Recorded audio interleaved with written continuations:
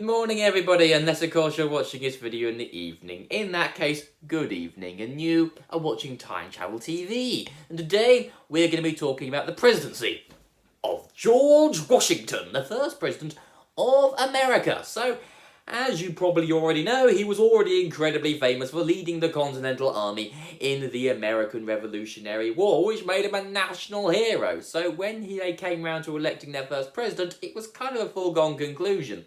Because, one, he was a national hero, and two, he was the only person on the ballot paper. So, on the April the 30th, 1788, he was sworn in.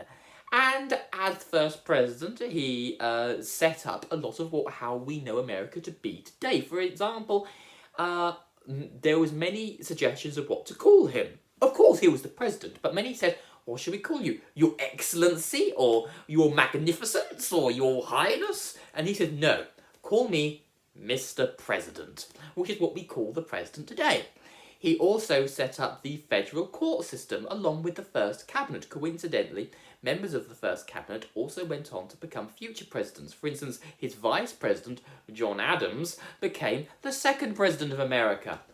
He also pushed through the Bill of Rights, but he retired on the 4th of March 1797, which set a precedent for other presidents to only serve 2 terms, except FDR, who's an exception for most things, as far as presidents are concerned, who served 4 terms.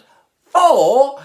Anyway, so unfortunately, he died 2 years after retiring, so he didn't get to enjoy his retirement much. He was the richest American president, apart from Donald Trump, so he's the second richest, really. Also owned the most slaves out of any American president, which, ironic, considering he's president of the land of the free, isn't it? So, that's all we have time for today. I hope you enjoyed this video on the presidency of George Washington. Cheerio!